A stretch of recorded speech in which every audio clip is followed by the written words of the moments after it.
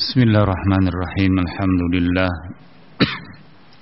Wassalatu wassalamu ala Rasulillah wa ala alihi wa sahbihi wa man walah, amma ba'd. Ahibati fillah, ikhwatal kiram, rahimani wa rahimakumullah. Melanjutkan pelajaran ataupun kajian dari kitab Bulughul Maram lil Hafidz Ibnu Hajar Al-Asqalani rahimahullah. Masih pada beberapa hadis yang disebutkan oleh penulis, yaitu pada Kitabul Janaiz. Baik, hadis Ibnu Abbas sudah selesai semua ya? Penjelasannya sudah selesai? Masuk hadis baru. Baik.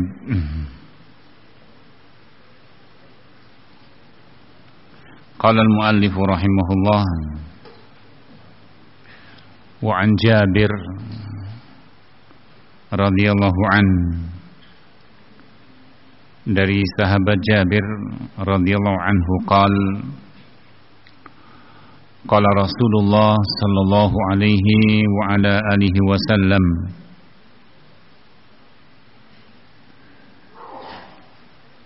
telah bersabda Rasulullah sallallahu alaihi wasallam, "Idza kaffana ahadukum akhahu."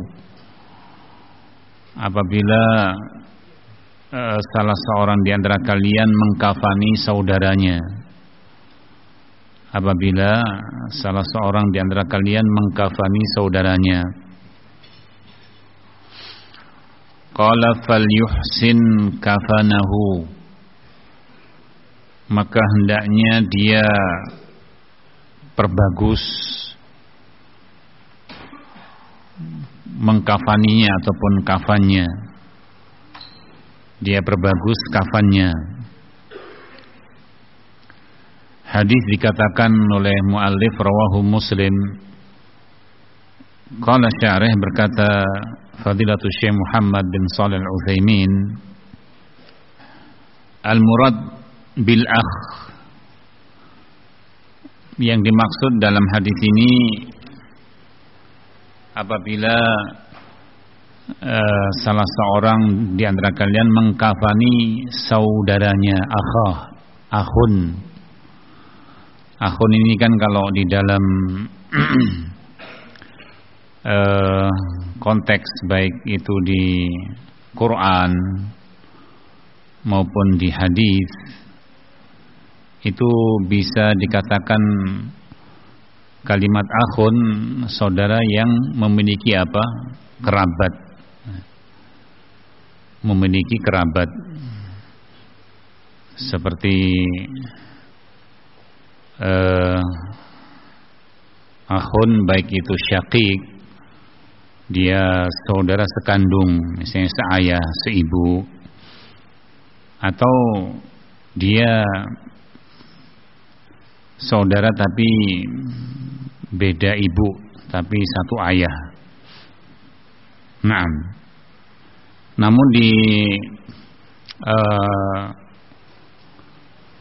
kalimat-kalimat yang lain,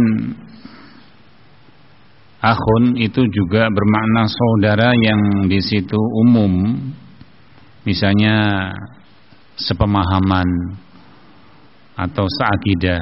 Innamal mu'minuna ikhwatun, orang-orang mukmin itu bersaudara. Maka yang dimaksud akhun di sini dalam hadis, kalau kalian mendapati ada orang meninggal dan kalian kafani saudaramu itu, kata Syekh, al-akhu fiddin, saudara di sini ialah saudara dalam agama, saudara seagama. Qala fayashmalu min, atau man jama'a bainal akhawatain atau ukhuwatain, mencakup barang siapa yang terkumpul padanya dua ukhuwah, dua persaudaraan, ukhuwatun nasab, bisa jadi saudaramu itu ada hubungan kekerabatan nasab, ya. Misal dia itu ayahmu, atau itu kakek, atau paman, atau itu anak, atau adik, sepupu. Itu yang namanya seorang kadang mendapati yang meninggal itu ada hubungan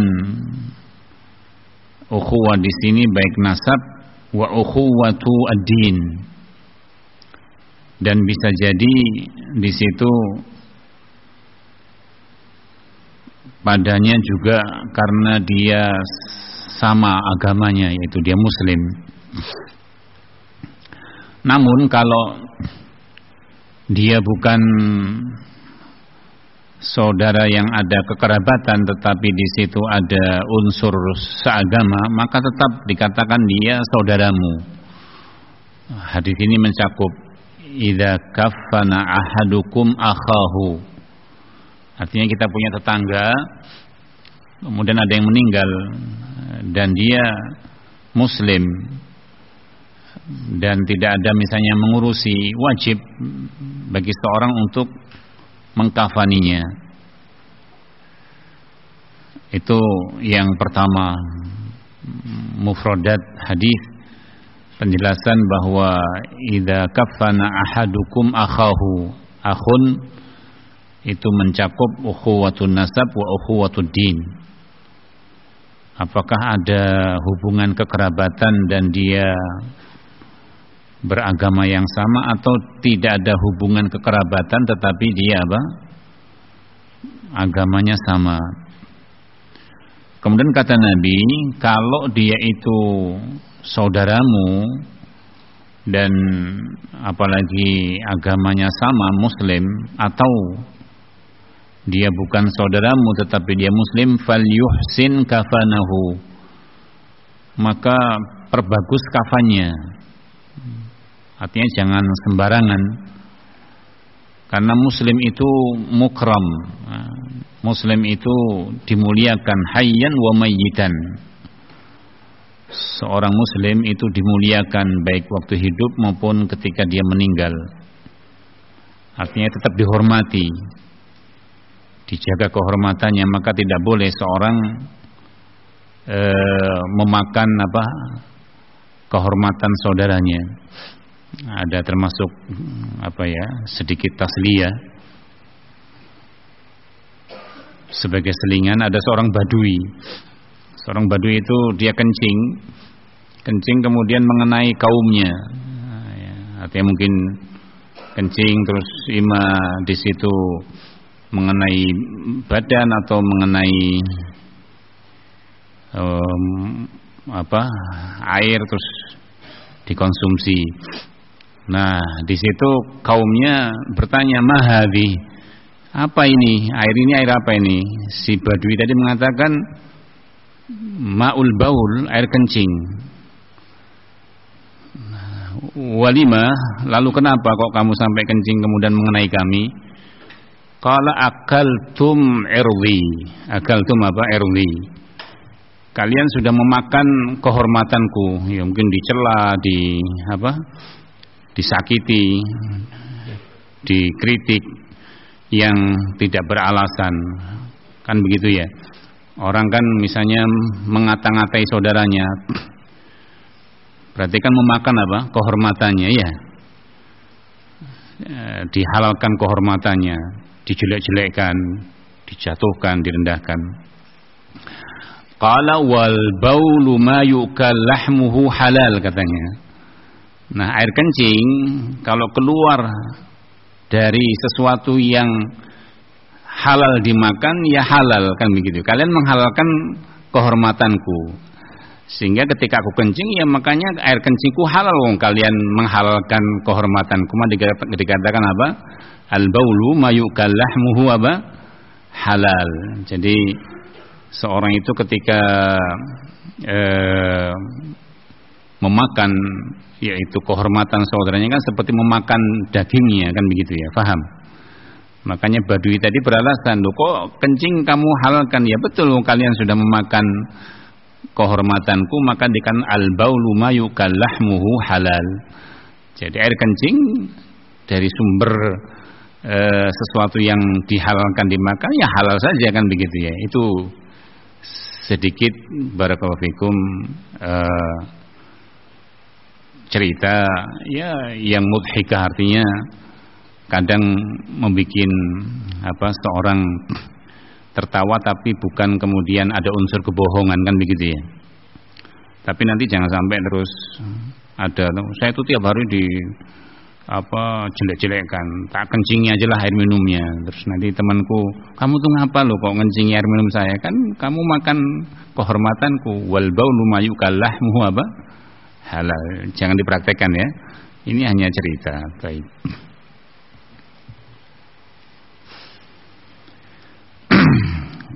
Qala falyuhsin kafanahu al-ihsan naw'an. Berbuat ihsan, berbuat baik di sini ada dua hal. Ahaduhuma an ya'tiya biqadril wajib. Ihsan yang pertama, tuntutan yang pertama, kamu datangkan dengan kadar yang wajib, sewajibnya. Misalnya tertutup, walaupun misalnya kainnya kurang bagus ya. Faham ya? Jadi qadrul wajib, batas kadar kewajiban untuk mengkafani seorang ya tertutup mayit tadi. Jadi istilahnya kenapa kok misalnya mayit itu dikafani tidak biar tidak misalnya nampak saja orang ya. Makanya di dalam pembahasan bahwa mayit itu dikafani kemudian dia dikuburkan ya supaya orang tidak menyaksikan. Namanya orang itu kalau melihat orang itu sudah mati kan beda ketika hidup. Tidur saja beda dengan orang mati ya. Misalnya coba kamu disuruh menemani temanmu yang meninggal dengan disuruh menemani temanmu yang tidur. Berani yang mana? Hah? Dua-duanya? Misalnya ada temannya meninggal, tolong ya kamu temani malam ini, tidur saja sama dia kan gitu ya. Kan hampir kita kan tidak mau menemani ada mayit kemudian kita menemani suruh tidur di sebelahnya. Apalagi misalnya belum dikafani lagi, terbuka wajahnya begitu. Jadi ihsan yang pertama yang dipenuhi ialah batasan yang wajib. Batasan yang wajib ya seperti tertutup semua badan si mayit. Kalau wahada wajib, dan ini wajib hukumnya ya, menutup mengkafani mayit supaya tidak terlihat jasadnya, itu namanya kadar wajib. Wasani yang kedua, an yuhsin aktsar min dzalik. Kamu bisa berbuat yang lebih bagus daripada sekedar yang wajib tadi. Wahada sunnah, dan itu sunnah. Misalnya kain kafannya belikan yang baru, misalnya kainnya ya walaupun bukan tolak ukurnya mahal, tapi yang umum, yang standar. Naam. Wa ihsanul kafan laisa ma'na, dan memperbagus kafan bukan maknanya an-nanzura ila a'la ma yakun minal akwan. Bukan dari sisi nilai harganya yang paling mahal atau mungkin dikatakan yang paling bagus, tidak. Makanya pada hadis-hadis sebelumnya Rasul sallallahu alaihi wasallam juga dikafani. Demikian pula para sahabat, tidak ada yang menceritakan seperti kaum laki-laki dikafani dengan sutra atau kain yang terbagus, tidak. Rasul sallallahu alaihi wasallam, maka misalnya ada seorang presiden, pejabat tinggi, atau ya gampangannya seorang raja, pimpinan tertinggi suatu negeri, juga tetap pengkafanannya ya kafan yang tidak kemudian bahasanya di situ, wah ini untuk rakyat jelata, yang ini untuk para petinggi, para pembesar, biasa kafan yang terjual di umum di pasar. Qala wa laisa ma'na an nanzura ila aghla ma yakun minal akfan. Jadi bukan dilihat dari sisi yang paling mahal harganya, wa nukafinuhu fi, yang dengannya kemudian kita mengkafaninya. Walakin ihsanul kafan ma wafaqa syara'.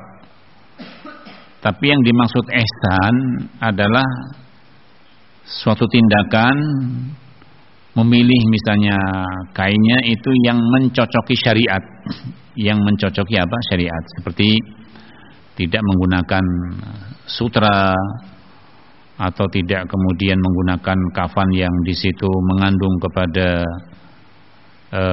berlebihan. Li'anal ihsan, karena sesungguhnya yang namanya ihsan yang hakikatan huwa ma wafaqa syara'. Ihsan dalam hal apapun itu kalau mencocoki syariat, artinya syariat bagaimana mengatur, syariat bagaimana menetapkan, itu yang barakallahu fikum namanya ihsan, berbuat baik. Sebagai contoh ya, kita berbuat ihsan kepada kedua orang tua, wabil walidaini ihsana, ya sesuai dengan syariat. Kita tidak boleh meninggikan suara, tidak boleh membentak, tidak boleh menyentak, tidak boleh berbuat sesuatu yang menyakitkan hatinya. Fa barakallahu fikum bukan bermakna ihsan itu orang tua saya itu sudah tua, saya nggak bisa ngerawatnya keseharian, maka saya titipkan misalnya di panti, nanti saya kirimi, atau ini dan itu. Ya tidak, semampunya seorang berbuat ihsan. Walaupun misalnya dari sisi materi atau tempat tidurnya itu tidak sebagus seorang mungkin yang memiliki harta. Nah, tetap di situ yang sesuai dengan syariat. Orang tua itu kalau sudah tua itu justru butuh ditemani, butuh didampingi, bukan hanya dimanjakan atau dipenuhi, dicukupi kebutuhan hariannya, tidak. Tapi butuh mungkin diajak siapa yang ngobrol, siapa yang bicara. Orang tua manggil anak-anaknya, nah sini, sekedar datang misalnya apa, mbah atau umah, nggak pengen kamu di sini aja kan gitu, tanpa berbuat apapun, kadang itu sudah apa, ihsan. Jadi jangan mengira bahwa ihsan itu sesuai dengan cara berpikir masing-masing, tetapi ihsan ialah ma wafaqa syara'. Ihsan dalam hal apapun, ihsan dalam hal apapun. Fa kullu syai'in muwafiqun li syar'i fa huwa hasanun. Maka hal apapun segala sesuatu yang mencocoki syariat, maka itu mesti bagus. Ini bisa kita ambil ya dalam bab muamalah. Kita lihat apakah yang kita lakukan itu mencocok ke syariat apa tidak. Tidak perlu kemudian seorang misalnya memperhitungkan, oh nanti orang bilang apa, nanti manusia bagaimana. Yang harus dipertimbangkan matang-matang dan yang harus dikedepankan tinjauan syariat. Apakah mencocoki syariat apa tidak? Nah, disinilah butuhnya seorang untuk belajar. Ya. Bagaimana ketika seorang dalam kehidupan terbimbing dengan ilmu itu beda. Nah, makanya Allah Azza wa Jalla membedakan hal yastawil ladina ya'lamun wal ladina la ya'lamun. Samakah orang yang berkedudukan berilmu dengan yang tidak berilmu? Tetap beda. Fa barakallahu fikum, sisi pandang, cara pandangnya, dan berbagai macam hal, maka berhati-hati untuk tetap mencocoki syariat. Wa kullu syai'in mukhalifun li syara', dan apapun segala sesuatu yang menyelisih syariat fahuwa sayyi'un, maka itu jelek. walaupun orang memandangnya bagus, walaupun orang memandangnya bagus, dipandang orang, oh ini bagus, ini mulia, maka sayyi, tetap itu jelek. Sehingga pentingnya seorang talibul ilm ketika mendalami ilmu, ketika mengamalkan ilmu, timbangannya ialah apakah dia beraktivitas muwafiqun li syar' atau mukhalifun li syar'. Apakah yang dia lakukan itu mencocoki sesuai syariat atau menyelisihi.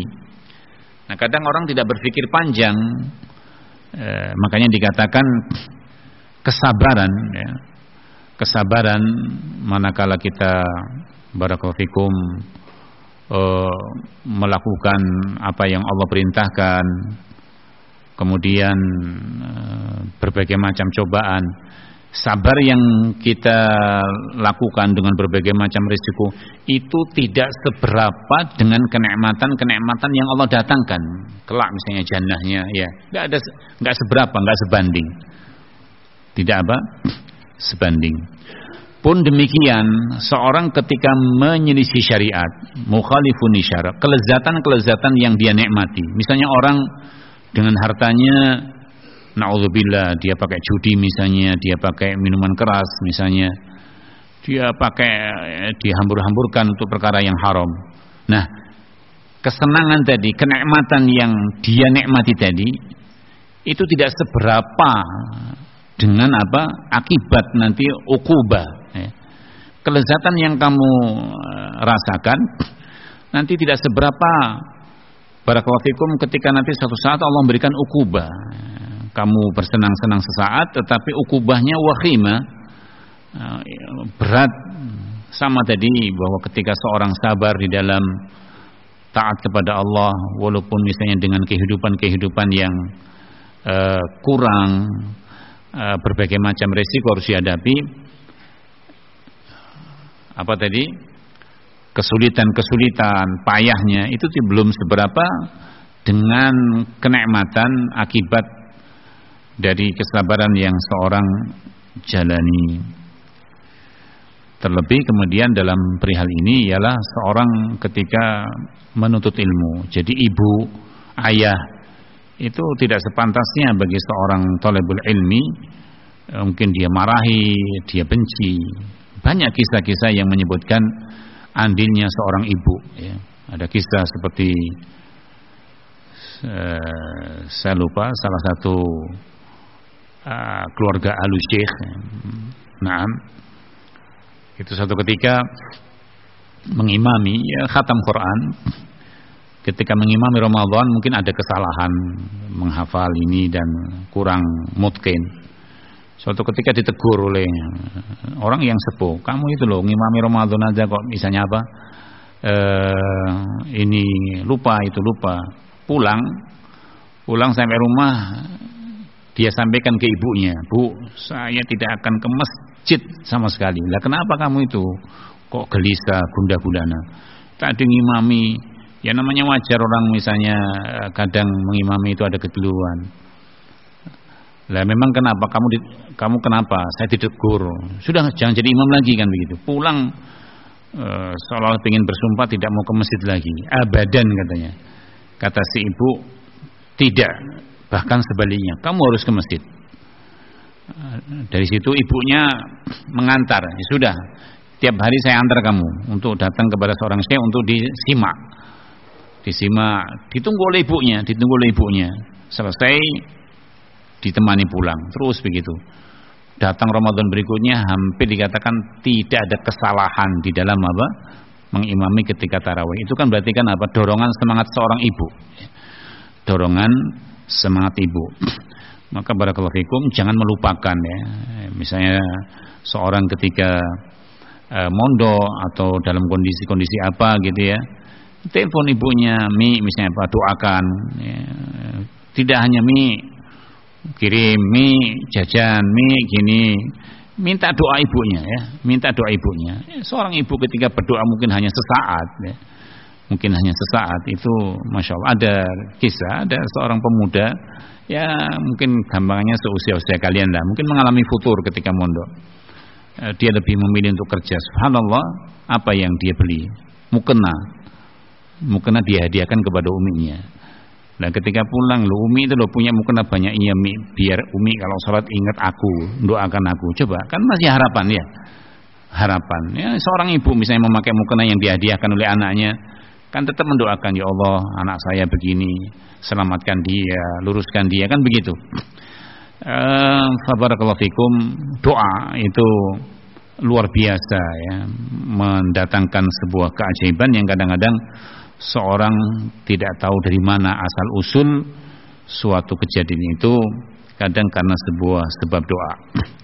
Kita kembali bahwa seorang jangan menyepelekan, menimbang sesuatu itu apakah itu muwafiqun li syar' atau mukhalifun apa li syar'.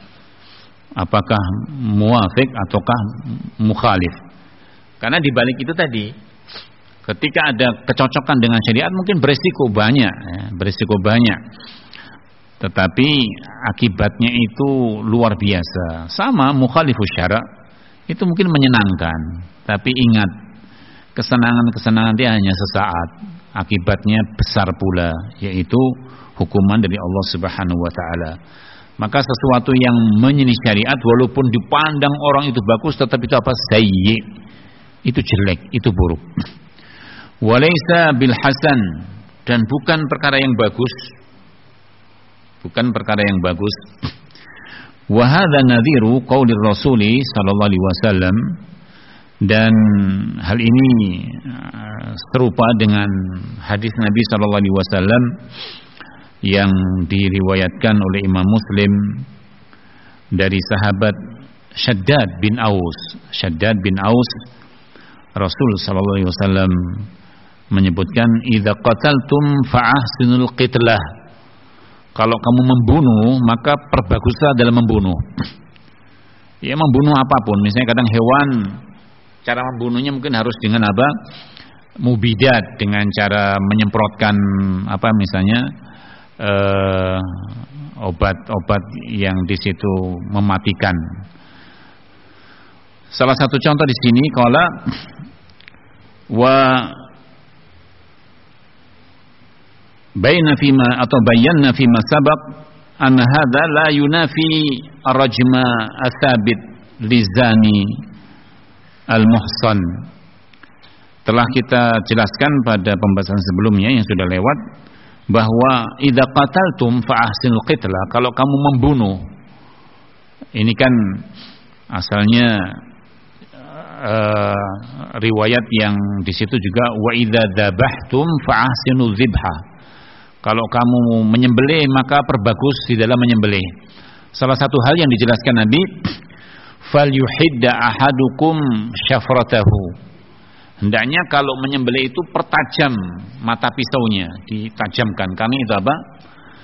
Karena itu mengistirahatkan total. Misalnya orang nyembelih pakai gergaji, nyembelih pakai pisau tumpul, itu menyiksa. Tapi kalau hewan yang cara membunuhnya dengan sembelih, salah satunya kalau mau menyembelih maka pertajam pisaunya, itu ditajamkan mata pisaunya. Kata Syekh, ini tidak bertentangan pembahasan yang sebelumnya, ialah masalah rajam. Masalah rajam yang sabit dari Nabi SAW kepada seorang yang muhsan, seorang yang sudah berkeluarga melakukan perbuatan zina. Ya.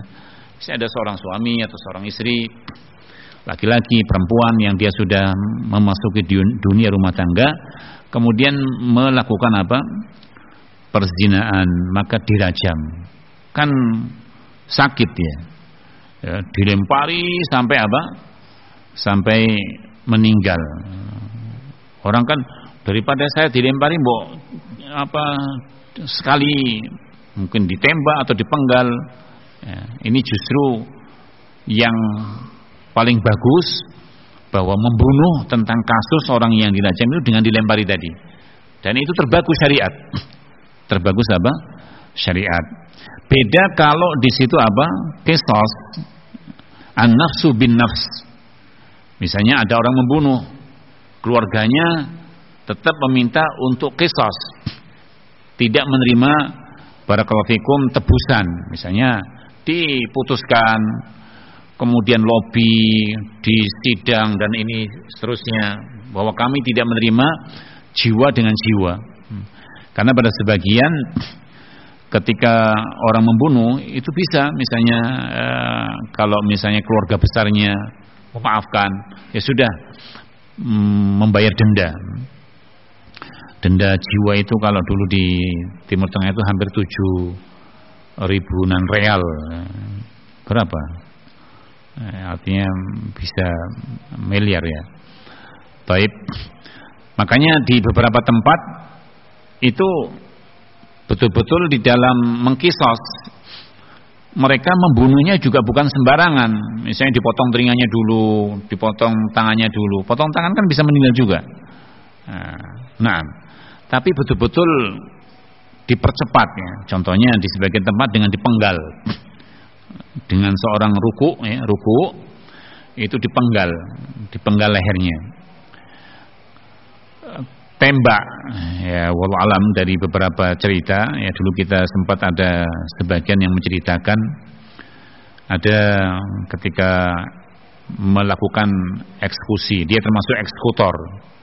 Ustaz, saya itu waktu itu termasuk tim yang mengeksekutor seseorang, tembak. Dia berdiri sasarannya tadi. Nah, kita diberi senjata, di antara kita tidak ada yang tahu ini yang berpeluru mana, yang berisi mana. Nah, disuruh nembak, ya mungkin sasarannya jantung. Kalau dari arah jauh, dalam kondisi mungkin di situ tidak tepat sasaran, ya mungkin bisa saja kena pundaknya ya. Makanya kalau tembak yang kita ketahui seperti di Yaman itu mendatangkan seorang dokter, tim medis, dicek dulu jantungnya. Jadi biasanya dipakaikan baju seperti baju narapidana itu, baju napi. Kemudian disuruh rebahan, telungkup badan. Nanti dokter mengecek jantung. Dicek dari belakang di arah punggung itu, di mana detak jantung yang betul-betul mendekati posisi yang persis. Dilingkari oleh tim medis tadi, baru ditembak di situ.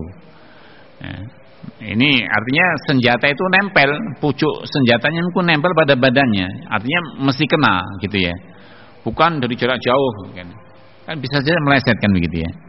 Nah, walaupun orang itu ditembak, kalau kena kepala juga mati, tapi menyakitkan. Beda ketika posisi di situ langsung jantungnya. Itu diantara mungkin barakallahu fikum, mereka memandang yang dikatakan idza qataltum fa'ahsinul qitlah. Idza qataltum fa'ahsinul qitlah. Contohnya ular misalnya, kamu dapat ular kemudian membahayakan, kamu mau bunuh. Bukan kemudian kamu lus-lus dulu kan gitu ya. Sini kamu pisit-pisit dulu ya gitu ya. Ya tidak, mungkin kamu nanti akan dimakan kan begitu ya. Justru kamu akan dimakan. Ya mungkin dipukul. Alhamdulillah barakallahu fikum. Itu tidak bertolak belakang, bermakna masing-masing ya. Contoh dengan disemprot memakai cairan-cairan yang mematikan, itu kan bisa jadi kan dikatakan menyiksa. Nah, tapi hendaknya seorang menghindari di dalam membunuh dengan menggunakan api ya. Di dalam membunuh menggunakan api. Qala li'anal murad bi ihsanil qitla, karena yang dimaksud dengan memperbagus di dalam membunuh antakuna mutamasyiyatan ala syariah. Jadi proses pembunuhan tadi betul-betul berjalan di atas syariat. Itu yang dimaksud ya. Jadi bukan di atas sisi pandang manusia tadi seperti rajam. Itu kalau orang melihat kok kasihan banget ya, dilempari dengan batu sampai meninggal. Itu kan lama prosesnya, orang dilempari sampai meninggal itu. Ya, lama.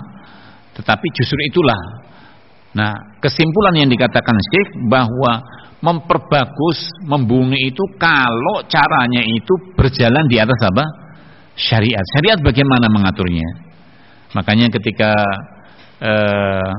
barakallahu fikum kita melakukan, contohnya seperti seorang berburu, atau mungkin seorang dalam kondisi berkebun, kemudian di situ ada hewan yang membahayakan, bagaimana membunuhnya. Nah, ada orang kan mungkin misalnya harus dengan ditenggelamkan, ya. Ya, kalau itu mungkin yang paling bagus. Sulit misalnya dia tidak punya suatu alat yang dipakai membunuh, misalnya ditenggelamkan di air atau dipukul atau semisalnya. Selama di situ memang timbangannya berjalan di atas syariat, itu namanya ihsan fil qatlah. Makanya dalam perang kan juga tidak boleh mencincang, ya, memutilasi. Misalnya ada tawanan, kemudian dipotong dulu jari jemarinya, dipotong dulu telinganya, dipotong dulu kakinya. Nah, walaupun dalam perang, walaupun dalam perang. Tsumma qala fayustafadu min hadzal hadis, dan diambil faedah dari hadis ini al-amru bi ihsanil kafan, perintah untuk memperbagus dalam mengkafani.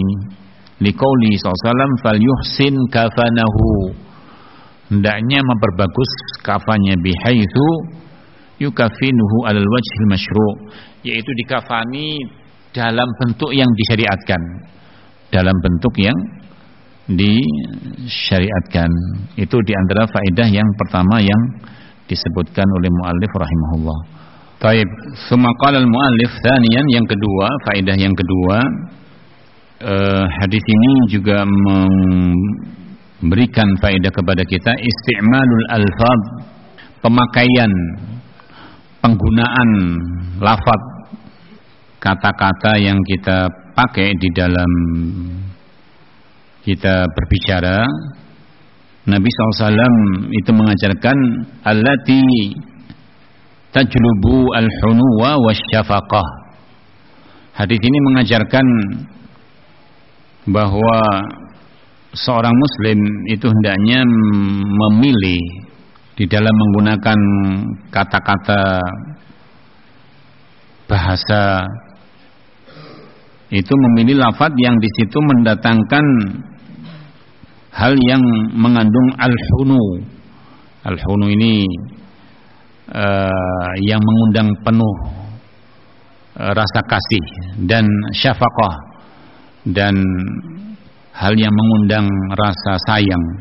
Artinya lafaz yang kita pakai itu hendaknya mengandung hal-hal yang mencerminkan penuh kasih sayang.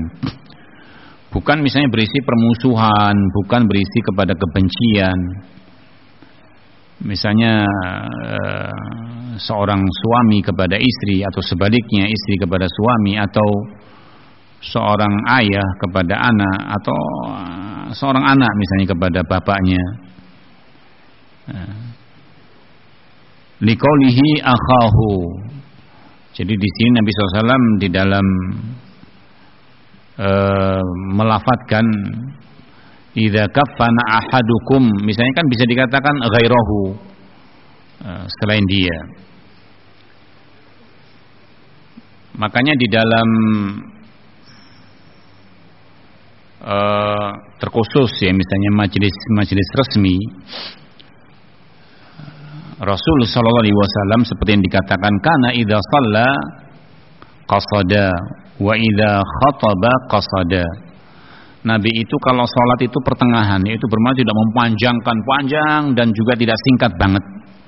Misalnya tiap hari sholatnya misalnya mengimami hanya baca kulhu saja, kan begitu, tidak. Tapi juga tidak panjang, kadang beliau panjang. Pernah dikisahkan, barakallahu fikum, beliau sholat maghrib itu kadang baca at-tur, ya. Coba misalnya dipraktekkan, maghrib membaca surat at-tur, kan gitu.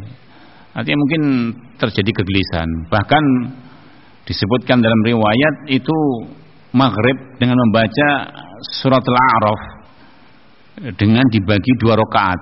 Al-A'raf mungkin kalau kita membacanya mungkin sampai subuh, kan gitu ya.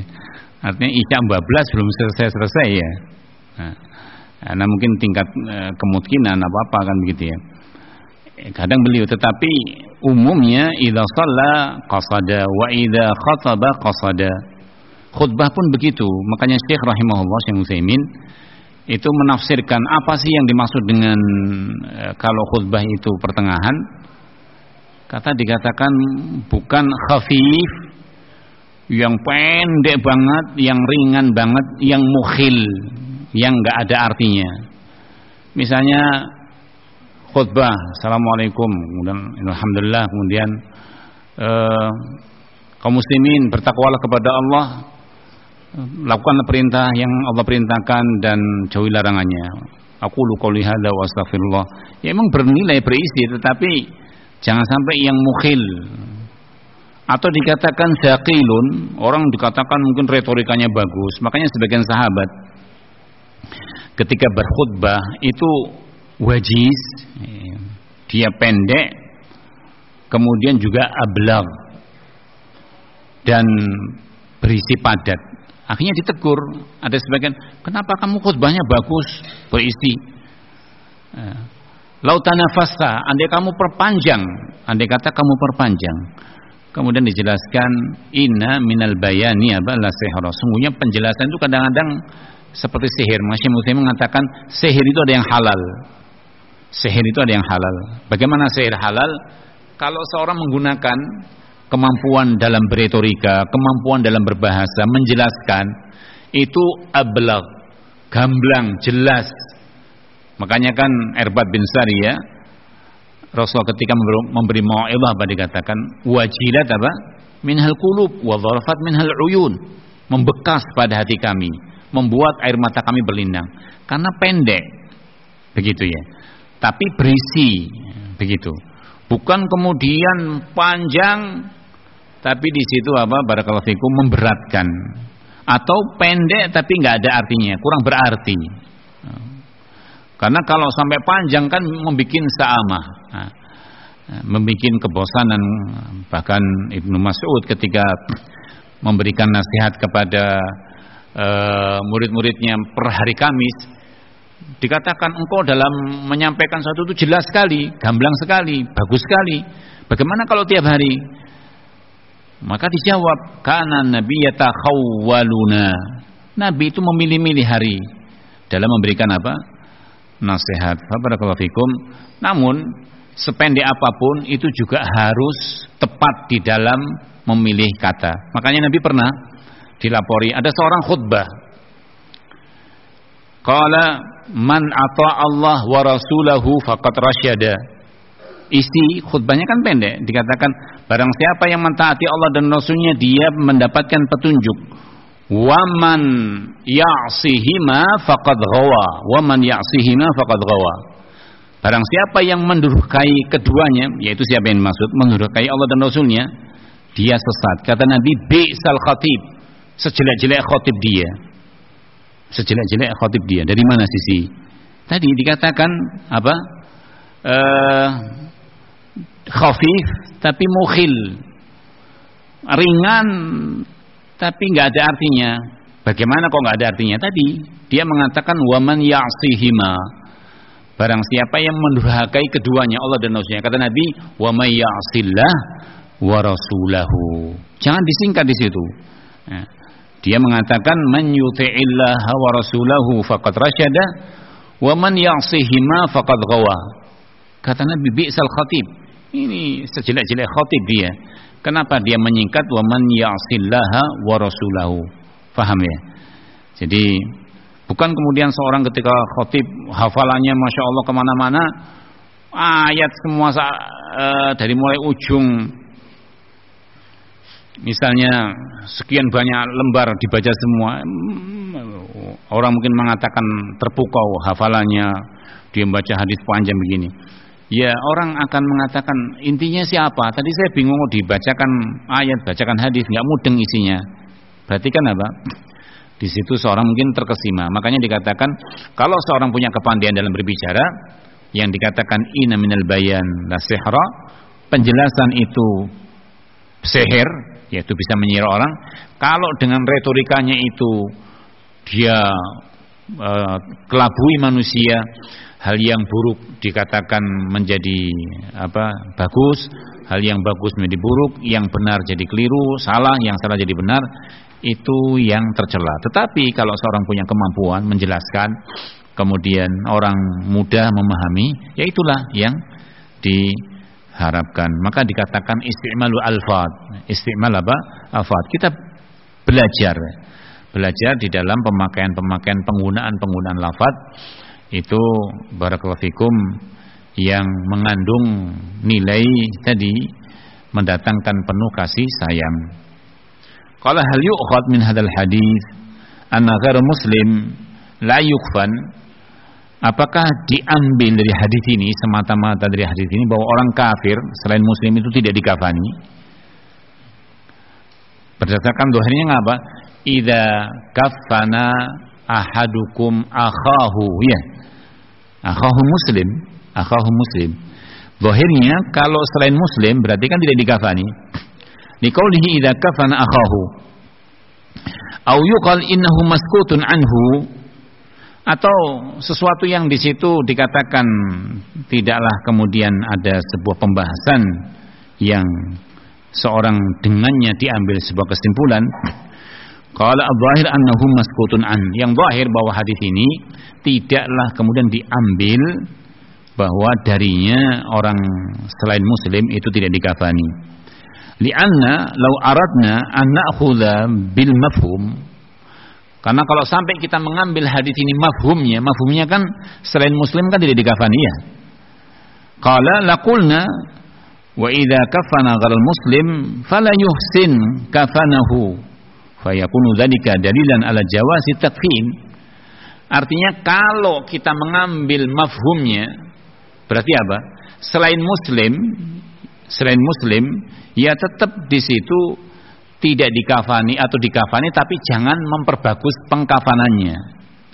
Kalau sampai kemudian kita mengambil mafhumnya. Qala walakin biduni ihsan, namun kita kafani tapi tidak harus dengan cara yang bagus. Falladhi yadhhar annahu la yu'khad minal hadis adamu takfinil kafir. Yang zahir hadis ini tidaklah kemudian diambil, tidak dikafani orang kafir. Wa inna ma yu'khad min umumatin ukhra, tapi diambil dari keumuman yang lain. Wa huwa annal kafir laisa lahu hurmah, orang kafir itu tidak perlu dihormati, tidak perlu kemudian dimuliakan. Wa idza kana laisa lahu hurmah fa innal muslim la yatawalla illa ala sabili daf'i atau daf'i adiyatihi faqat. Jadi seorang muslim misalnya ada di kampung, di situ dia bukan muslim, ya sebatas supaya tidak mengganggu jenazahnya tadi, tidak mengganggu yang lain. Bi an yukhrija bihi ila makanin yuhfar lahu wa yarmi bihi fil hafra. Dibawa ke satu lubang, dibuat lubang kemudian dimasukkan di situ, li alla yata'adzan nasu bi ra'ahatihi, dengan baunya misalnya kan akan menjadi bangkai, dan juga wa yata'adza qaribuhu bi musyahadatih, juga keluarganya misalnya, ini mayit kok enggak dikubur-kuburkan begitu. Al-muhim barakallahu fikum, bukan seorang muslim kemudian menghormatinya, memuliakannya, itu kalau jenazahnya selain muslim. Wallahu taala alam bisawab. Baik, demikian yang bisa kita sampaikan dalam pelajaran ini. Bolehkah kita menggunakan lem lalat? Itu tadi barakallahu fikum, selama di situ di dalam membunuhnya caranya seperti itu yang paling memudahkan, insyaallah tidak bertentangan dengan syariat. Dan apakah boleh kita membakar setelah lalatnya tertangkap? Selama di situ masih hidup, ya, jangan membunuh dengan api. Seorang tua yang memiliki anak balita yang meninggal, na'am syafi'an lahu,